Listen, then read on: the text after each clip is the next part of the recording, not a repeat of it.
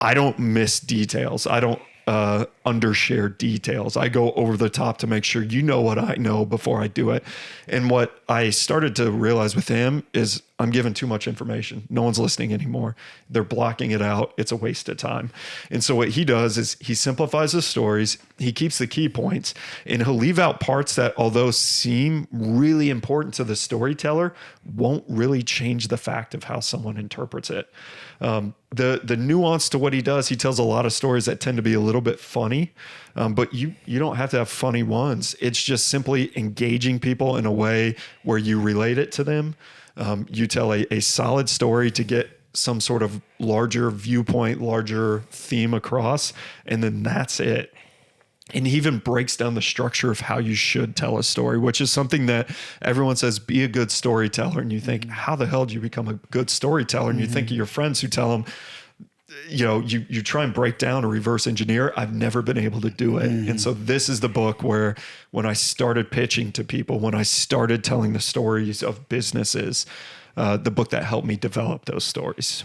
It's interesting you say that. My first thought goes to, you're telling stories in a world that everyone's loading into ChatGPT to get their stories told for them because it's easy. I actually think the people who invest in writing and actually invest in the art of storytelling inside their content are going to be able to hands down whip people's asses in all industries that go to ChatGPT. Thoughts after reading that book? Would you say my speculation might materialize?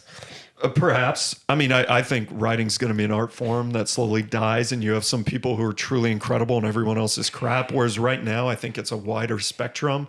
It's going to be the top and everyone else. That sucks. So because you could just take the effort out of it by doing like a ChatGPT type. You can fill but the middle ground. I don't think you necessarily can reverse engineer it to the extent that I've seen him do it. That doesn't mean it won't get there. There'll always be that pinnacle of pure genius. And then I think at some point, as people do that, there'll be the next iteration of the art form, and people will figure out. And I don't think, I don't see AI capturing art.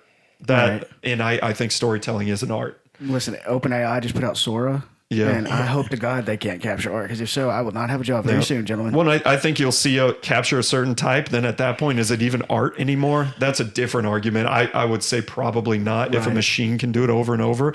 But that's when people will develop a new way to look at storytelling, or a new form of art in the way that, the spoken word is shared. And I don't see that not evolving constantly to stay different from any sort of AI. I think what you're going to see is with this, you're talking about short stories and things like that. People, there's something to be said for tone, and there's something to be said for the way you actually structure.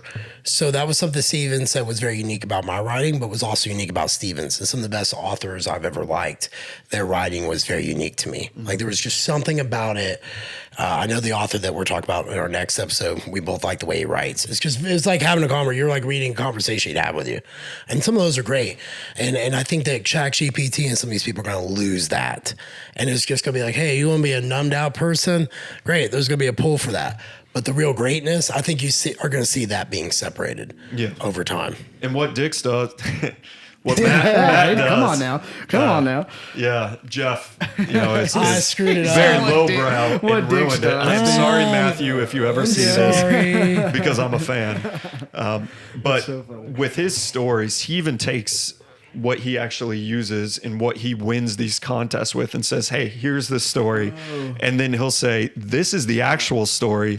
And this is how I ended up with this one, the one I memorized and said in front of a group. And that's the nuance that I don't think anyone does, where they go, I wrote this amazing story. See, it had this part, this part, this part. It's like, no, start with everything. And then how do I get it to the most compelling version of this story? And so that's why I really enjoyed it. I went from 105,000 words in my book to 66,000. So I couldn't, I can imagine. We got the 48 Laws of Power next for mine. So, anything else you want to say on that real quick? No, I think we nailed it. I just want to throw one more thing. I think we're going to have to do in a segment in a second, if you don't mind starting with that one. But you've always talked about it, even whenever we worked together the first time, about taking away the unnecessary, right? Like cleaning off the fat off your word. Your email still sucked. Essentialism, Greg McCown, honorable mention. Apparently minimalism is new communism. So I'm trying. But one thing that Peterson talks about in 12 Rules for Life that I love is, I can't remember which chapter it's in, but he talks about one of the most famous sculptors ever. And I always say it's Picasso or something. I can't remember. He's a painter, yeah, Michelangelo.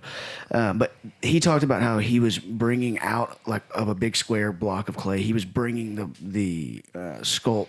What am I trying to say?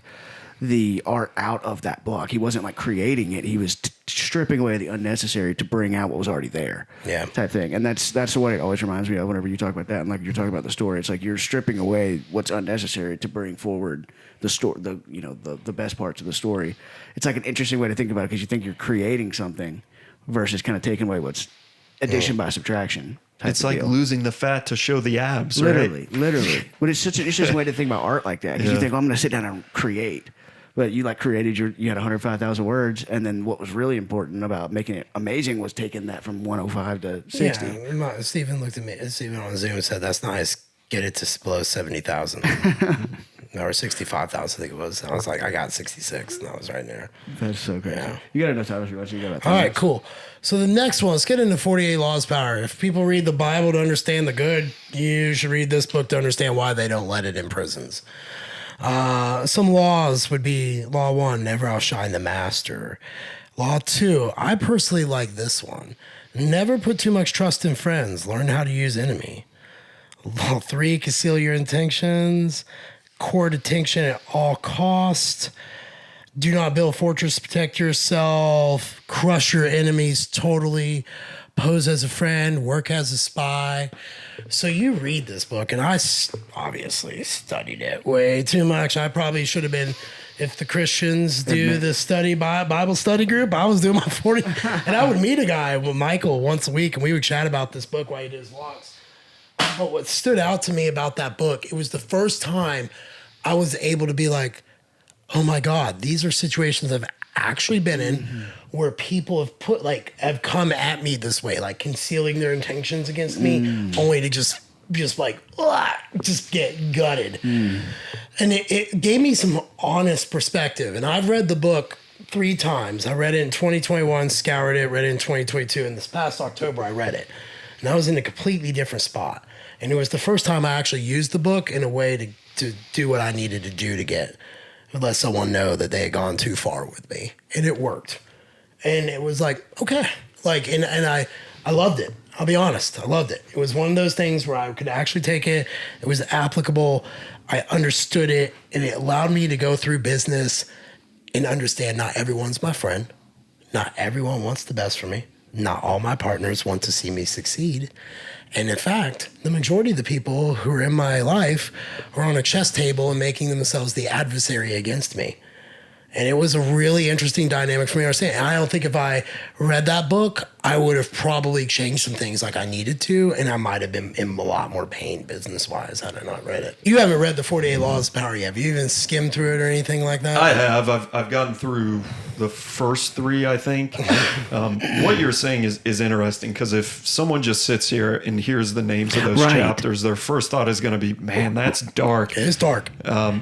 But Robert Greene doesn't write for someone to use those tactics and rule the world. And 100%. Yeah, definitely make clear what the purpose of the book is. So the purpose of the book is to understand that you're going to be up against a lot of adversaries out there.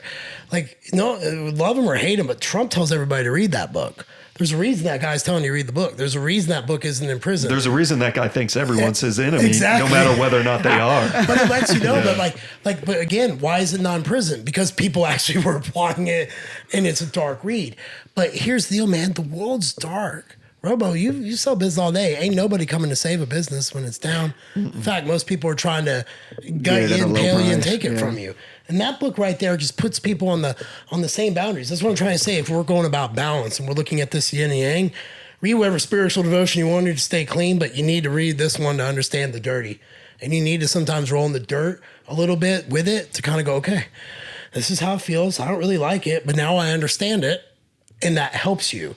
And I think it just really, I don't know, I was naive as a man, naive as a business owner. Maybe I bought the social media shit, hook, line, and sinker that everybody wanted to love me and hype me up and me to win when I was spending more time pulling knives out of my back And that book opened my eyes to the reasons why.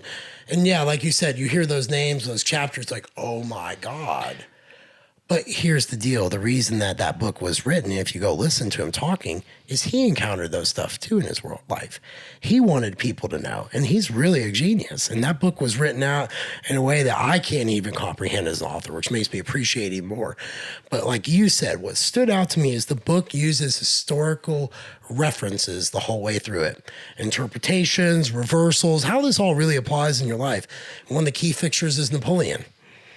And stuff like that. And when you really get into it, like one of Napoleon's famous quotes, never disrupt an enemy maybe making a mistake.